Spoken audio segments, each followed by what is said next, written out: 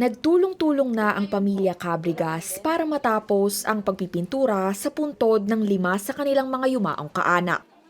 Hanggang Miyerkules ng hapon na lang kasi ito pinayagan sa Manila North Cemetery. Wala raw taon na hindi ito ginawa ng pamilya ni Petronilo. Iyon man lang ang maitulong namin sa kanila. Kasi alam namin hindi na namin sila kasama kahit man lang yun ang maging handog namin sa kanila. Bibihira lang daw ang nagpalinis ng puntod sa caretaker na si Dominic. Itong nicho na maghapon niyang tinrabaho, katumbas na ng ilang linggong hindi siya kumita, nasa 700 pesos lang daw ang mauuwi niya. Ay, matumal po hanggang ngayon. Hindi ka magtatrabaho sa labas. Wala kang kasiguraduhan na siguradong kikitain mo sa araw-araw. Matumal pa rin daw ang bentahan ni Annalyn ng mga bulaklak at kandila. Pero tumaas na ang presyo ng bulaklak, baka lalo pa raw sa susunod na linggo. Ang isang balot 50 pesos na mula 35 pesos at 50 pesos naman ang diferensya sa flower arrangements. Ayon sa director ng Manila North Cemetery na si Rosel Castañeda, sa October 30 pa inaasahang magsisimula ang dagsa ng tao. Posibleng abutin daw ng 1 milyon o higit pa sa November 1, lalo't baka magsabay-sabay ang mga ito bunsod ng barangay at SK elections.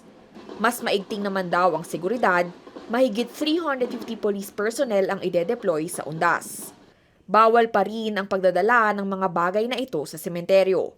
No pets allowed din at hindi na rin papapasukin ang mga sasakyan maski raw ang mga bike.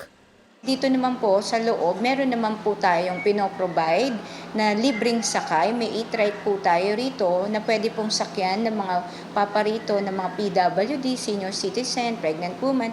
Pinapayuhan ang mga dadalaw na magdala na ng pagkain at inumin at kung pwede pati raw garbage bag para iwas kalat. Maging mas maingat din daw lalo na kung may kasamang bata. Pwedeng dumalaw ng 5 a.m. hanggang 5 p.m. mula October 30 hanggang November 2 sa Manila North Cemetery. Kung kayo naman ay makarating dito ng alas 5 ng hapon, papapasukin naman po kayo. Bibigyan lang po kayo ng lead time ng mga 1 to 2 hours dahil eksaktong 7 o'clock po, isasara na po ang sementeryo. Samantala, pinalawig ang oras ng pagdalaw sa San Juan Cemetery simula Sabado. Bukas ito sa publiko alas 6 ng umaga hanggang alas 12 ng hating gabi. Hanggang 10,000 na tao raw kasi ang tinatayang bibisita roon sa mga susunod na araw.